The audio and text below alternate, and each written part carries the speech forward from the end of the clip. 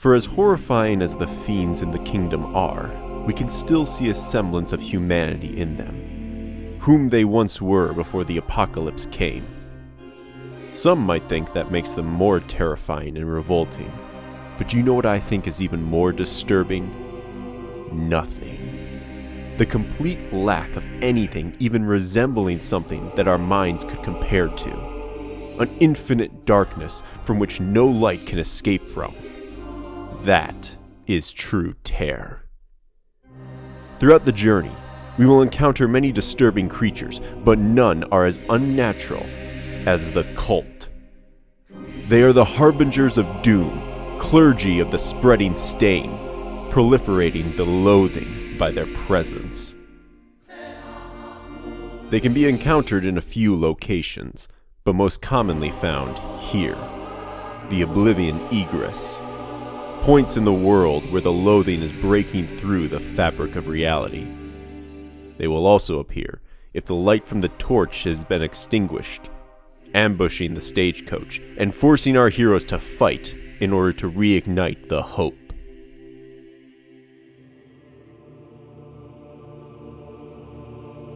Cherubs are small back-rank fodder units that focus on debuffs. Their wings grant them dodge at the start of combat. While not particularly damaging, they are capable of disrupting the flow of battle, spreading miasma through their sensors and inflicting stress damage by forcing our heroes to face their confessions. Heralds use a trumpet made from their flesh to sound the coming loathing. They will attack from the back ranks to inflict bleeding and burning damage. The tunes and melodies that come from their horn inflict stress upon our heroes and remove positive tokens. They are also capable of collecting all the negative tokens from their allies and inversing their effects, turning weakness and vulnerability into strength and blocking. Evangelists wield twin swords as they float across the battlefield. They're the front-rank fighters of the cult. After a brief communion with the nocturnal forces of the void, they will deal critical damage to our heroes. With blood communion, they will inflict bleeding damage and stress, while with blood bond, they will inflict less bleed damage, but with a chance of blindness. The altars are an unassuming mass of tentacles, eyes, and candles. Do not be fooled. They are the most dangerous unit of the lower-rank cult.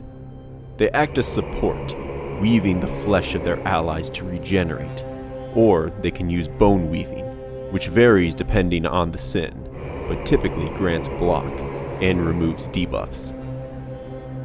They will even provide a party-wide buff to their allies that changes depending on the act. Everything from a chance for invisibility to an extra turn. These benefits will last as long as the altar is alive, so it is better to deal with them sooner rather than later. And if the altar is the last enemy remaining, it will self-destruct with Azoic End in one last attempt at removing all forms of life. After we have traversed a region, we will come to the Oblivion's ramparts. These are mandatory. To pass the area, the party must defeat the cultists that reside within. And as we move closer to the mountain, we will encounter the higher-ranked members of the cult. Deacons are the singular strikers of the cult. They wield a giant battle axe that swings with the power to shatter steel.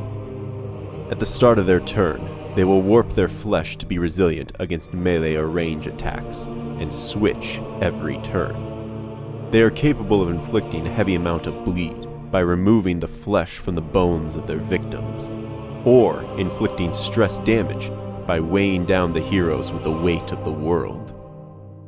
Conversely, Cardinals focus on attacking with bleed, blight, and burn. With their arm, they hollow out their vessels, or disrupting the ranks of the party with the Yawning Void. Even capable of summoning an entropic star, death and chaos in the palm of their hand. Both of these members pale in comparison to the final cultists. The last member of the cult is the gatekeeper of the road to the mountain. a manifestation of loathing. The Exemplar. A headless monstrosity, attached at the spine to some other beast that has crawled out of the abyss. The Exemplar has a variety of moves that make it the most dangerous of the cult. The lower half will attack with its limbs, or piercing their victims with its gaze. Meanwhile, the upper half uses the powers of the void, with the Fall, or sacrificing one of the other lesser cult members for its own benefit. The cult follows a strict hierarchy. The lower-ranking units will generate worship and transfer it to either the deacons, the cardinals, or the Exemplar, granting regeneration, clearing conditions, and unlocking a new powerful attack: Exaltation. The exact nature of the move depends on the cultists. Deacons inflict heavy bleed and stress damage. Cardinals cast multiple debuffs while removing riposte tokens, and the Exemplar will annihilate 2 targets while gaining extra armor. Defeating the cult not only reduces loathing, but also grants the opportunity for otherworldly trinkets. Unforgettable trinkets that cannot be equipped unless we also possess dark impulses. These artifacts of power carry not only great benefits, but also severe penalties. We must exercise caution in their use, lest we fall to darkness ourselves.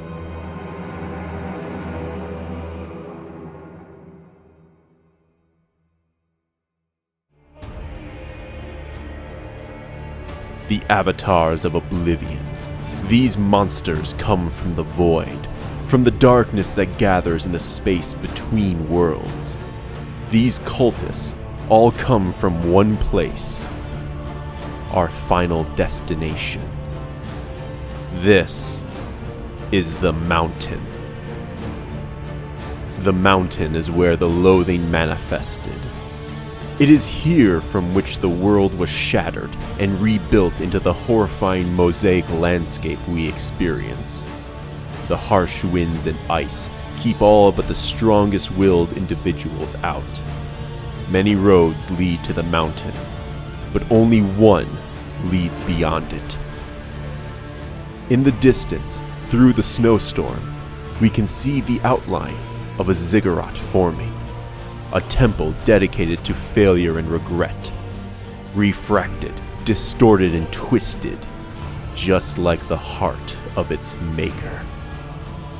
As we progress, we will see the ziggurat reforming, the visage like our sins becoming clearer.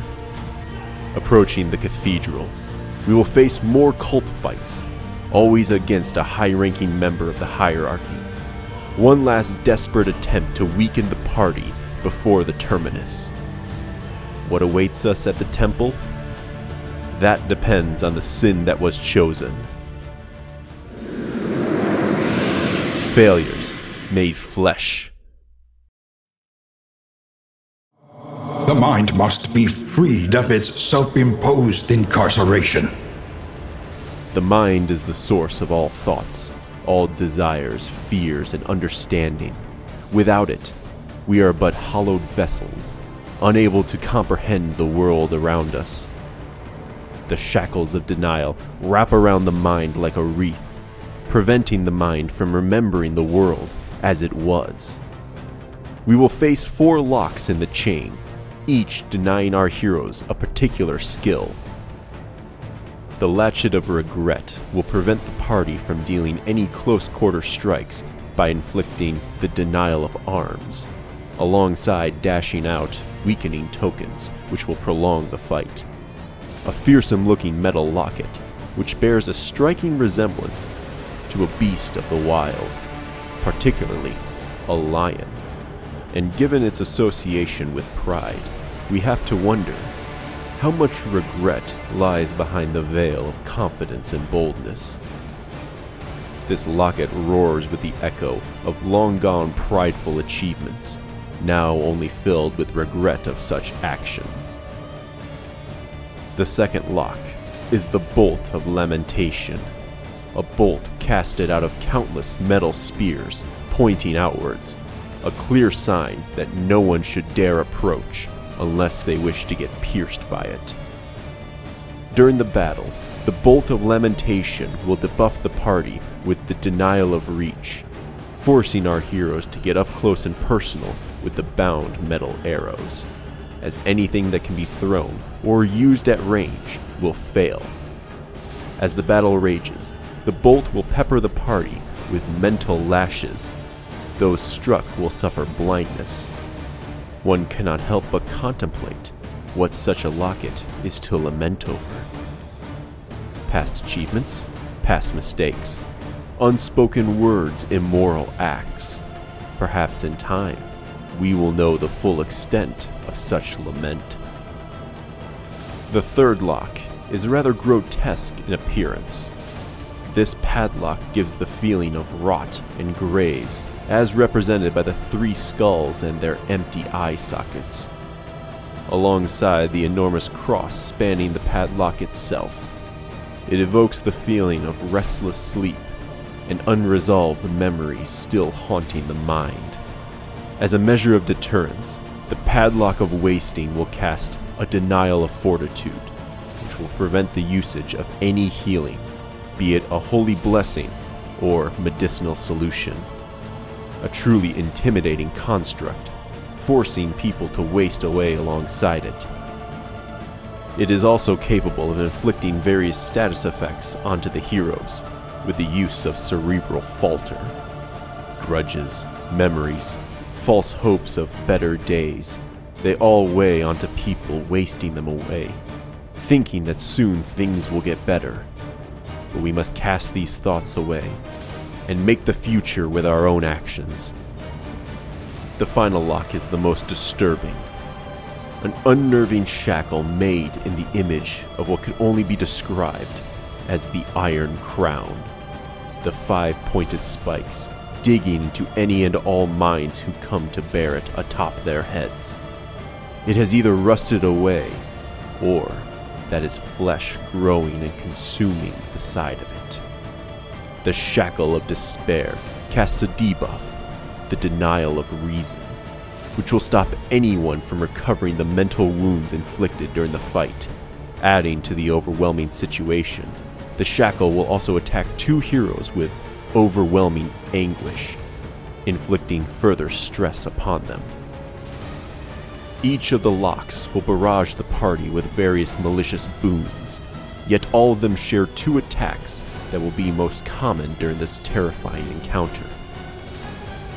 Crippling Doubt will target 2 heroes with stress, slowly breaking their mind, and Paralyzing Fear, targeting a single hero that will inflict both damage and stun, making them more vulnerable to follow-up attacks.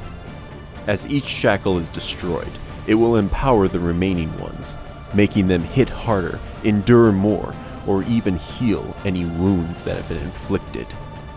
Yet, they can be dealt with, and with their destruction, the world is free to remember a time before the cancerous corruption plagued the land.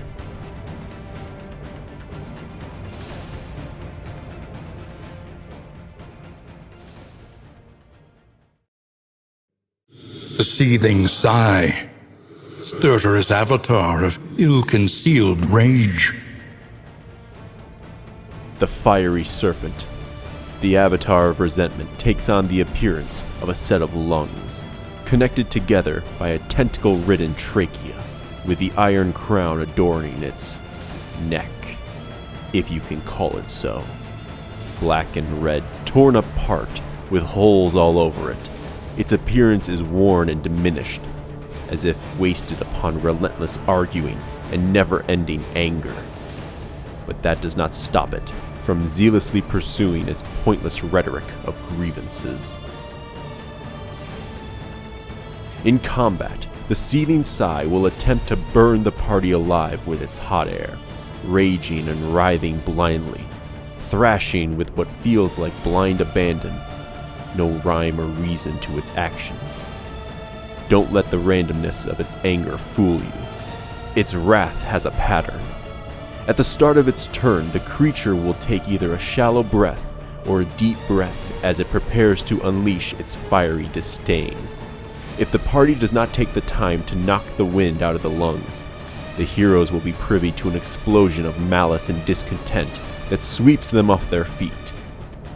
The objective must be to inflict enough damage to the inflated lung or lungs, then focus on the body of the creature. We must withstand its blistering flames and stifle its breath to take it down, but beware completely deflating the lungs. This only validates its hatred and disdain, empowering it to harass the party with greater vigor. The throat of the creature must be cut, sliced open with surgical precision and righteous fury. A fitting form for the rage, scalding those with insults and demeaning words for wrongdoings real and imagined. Many people tend to bottle down their feelings and toss them into the ocean of emotions, but that can only last for so long. And when the time for wrath arrives, it is our lungs, our voices, the air coming from our mouths that give freedom to that resentment. All the more reason it must be purged.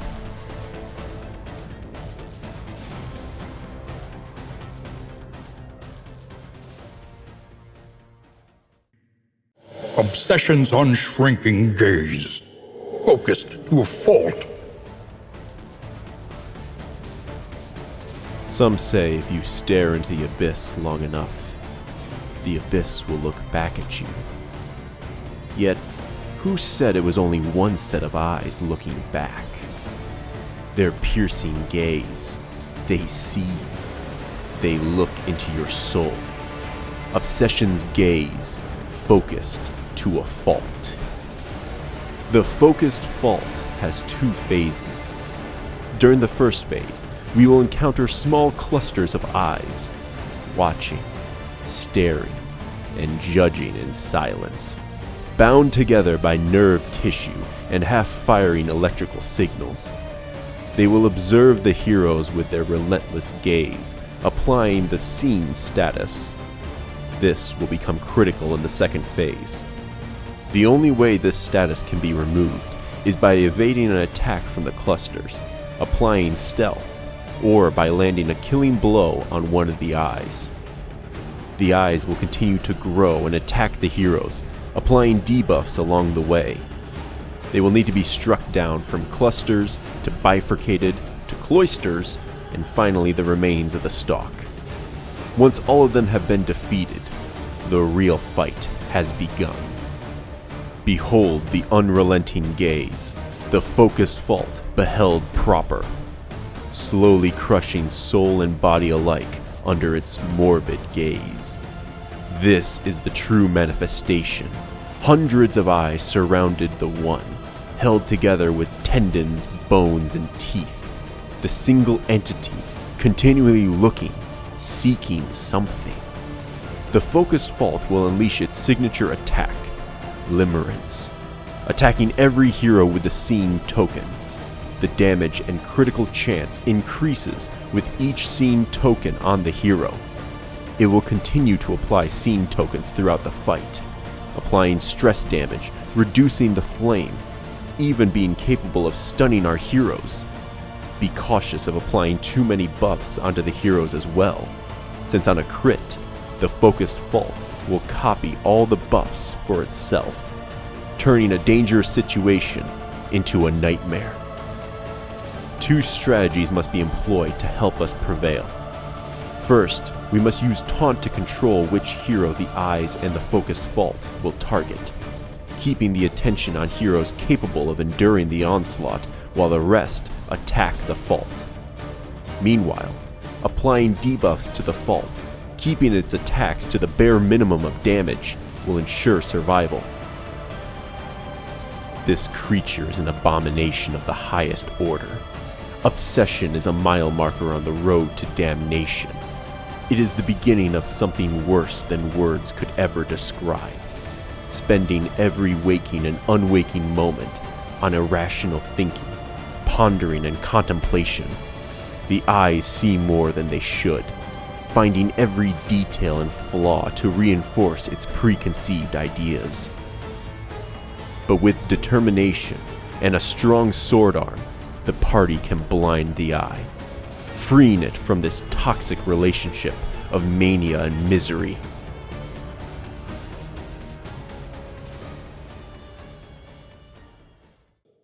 Ambition's reach forever exceeds its terrible grasp.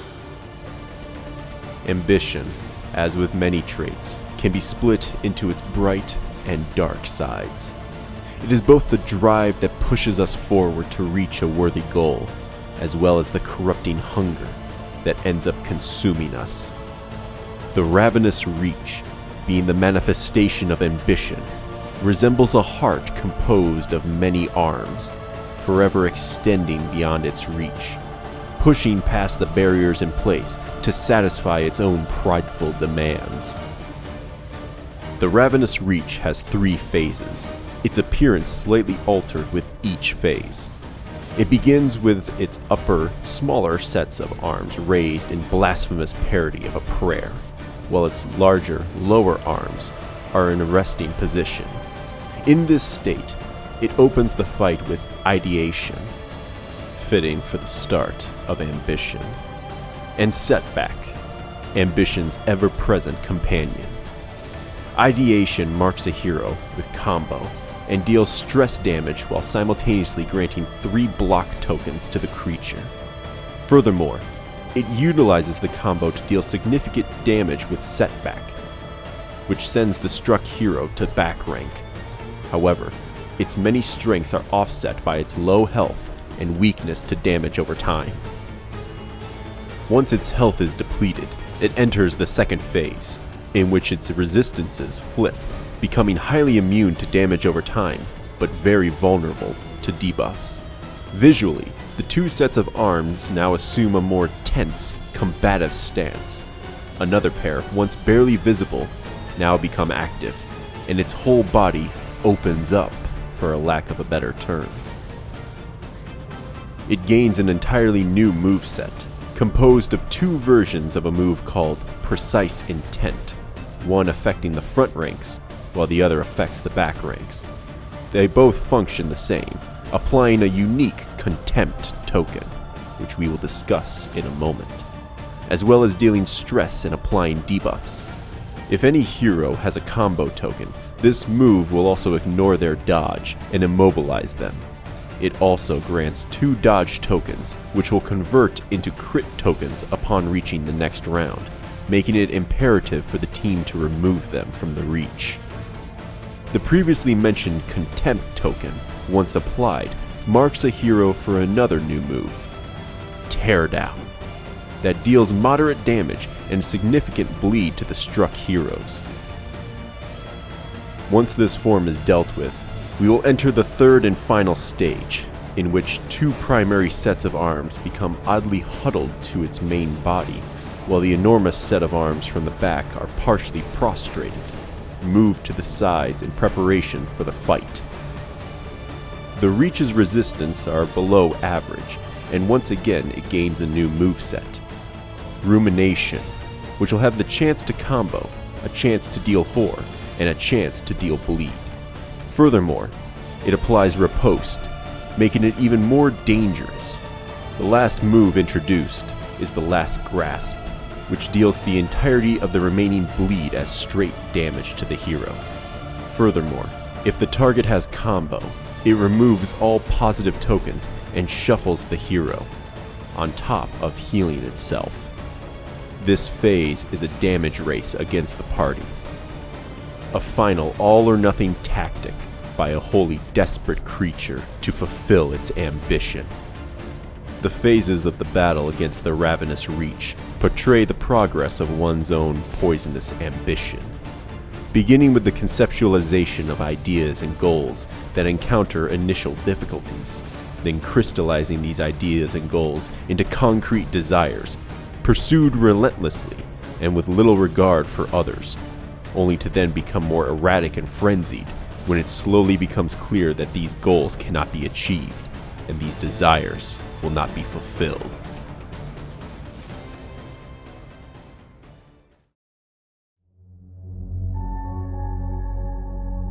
With each sin vanquished, we will begin to understand more and more of what has transpired. We learn how this world fell into the state of chaos and nihilism. The story of this person called the protege, the words of the academic, and the concept of this Iron Crown fill our thoughts with questions, wonder, and despair. The story is becoming clear. A series of small images that, when put together, form the full picture. But to get to the heart of the story, we need to go back to the beginning.